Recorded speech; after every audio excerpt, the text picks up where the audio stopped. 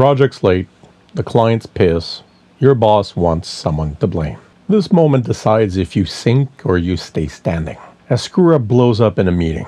Boss asks, "What happened?" Everyone stares at their notes. No one wants the hit. It's not the screw-up. It's what you do next. Most people do dumb stuff. They point fingers, finance dropped it, ops screwed up, or they ramble. Both moves kill you. One sneaky, one weak. Here's the smarter play. Talk about the problem, not the person. Use facts that matter.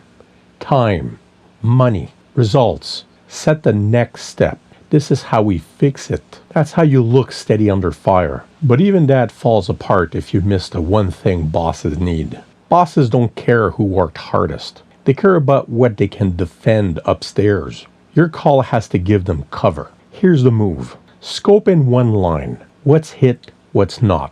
2 options, max. Tie each option to impact, time, money, risk. Say what you'd pick. Don't beg for consensus. Write it down. Who chose, why, what's next. That report kills the blame game before it even starts. If you're still here, you actually care about not getting crushed. Hit the link. I'll send a full playbook every week straight to your inbox. Sometimes the right move costs you. You delay the launch. You cancel the pet project. People grumble. Long term, you're the one with the guts to protect the business. Decisions under fire aren't about excuses. They're about being clear, being fast, and being backed up